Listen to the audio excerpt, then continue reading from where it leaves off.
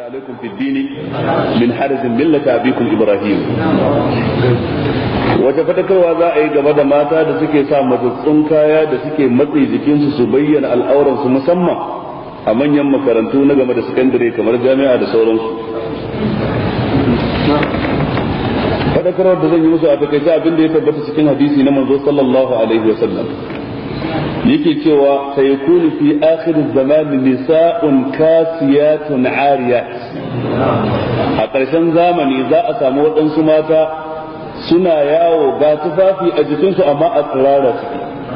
Ibn Abdul Bar wajen fassara wannan hadisi yace tufafin nasu bai rufe al'aurarsu ba. To dukan tufafi kuwa yakan zanto ya cika sharadi na hijabi in ya zanto wadatacce ta rufe ko ina a jikin ki in banda tafin hannu da kewayen fuska. Duk wanda zira'in hannun ta yake waje, gashin kanta yake waje, wuyan ta yake waje, kaurin ta yake waje, ma'ana a tsirara suke tafiya kenan ta suna cikin kasiyatin ariya.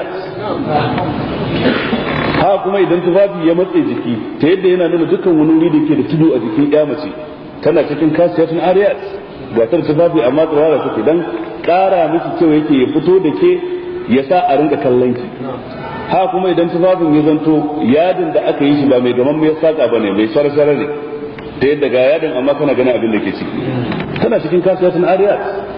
Ha kuma idan mace ta sanya turare ko mai shafawa mai kanshi wannan kayan an tsine mata har zuwa lokacin da za ta dawo gida. Haka manzo Allah bai ina cikin hadisi su waɗannan kasiyatul ariyatul din sai manzo Allah ce il'anuhunna fa innahunna mal'unatu ku tsine musu domin su din tsinannu ne. Aikin ba karfi bane ba. Sai kuma yace wallahi la yajidna rihal janna yace wallahi ko kamsin aljanna ba za su ji ba. Wa inna rihaha la yujadu min masirati kaza wa kaza tare da cewa kamshin aljanna ana jin shi tun daga